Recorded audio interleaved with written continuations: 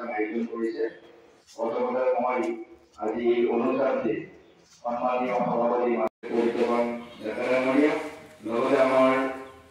এই পঞ্চায়তৰ সন্মানীয় সচিব অতুল বৰ্মাৰামৰীয়া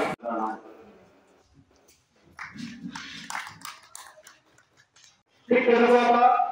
সময় মাজৰ সময়খিনিত অতিবাহিত হৈছে। মই এই কথাটো এইকাৰণে দাঙি ধৰিছোঁ যিহেতু আমাৰ এখন নতুন পঞ্চায়ত সভাপতি আৰু পৰিকল্পনা হয় যে আগন্তুক দিনত যাতে এই গতিটোৱে এই ধন লাভ কৰাৰ সময়ত যাতে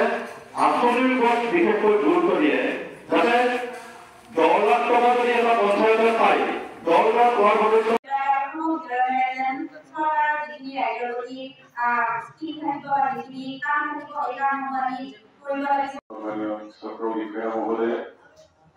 উপস্থিত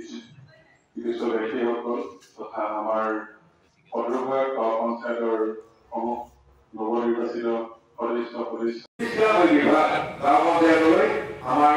দায়িত্ব দিছে আৰু বিভিন্ন পৰ্যায়ত ইতিমধ্যে আমাৰ এই কামসমূহ পৰিচালিত হ'ব আৰু আমাৰ ৱাৰ্ড সদস্য ঠিক তেনেকুৱা এটা সময় মাজৰ সময়খিনিত অতিবাহিত হৈছে। মই এই কথাটো এইকাৰণে দাঙি ধৰিছোঁ যিহেতু আমাৰ এখন নতুন পঞ্চায়ত সভাপতি আৰু পৰিকল্পনা হয় যে আগন্তুক দিনত যাতে এই গতিটোৱে এই ধন লাভ কৰাৰ সময়ত যাতে আঁচনিৰ ওপৰত বিশেষকৈ গুৰুত্ব দিয়ে, যাতে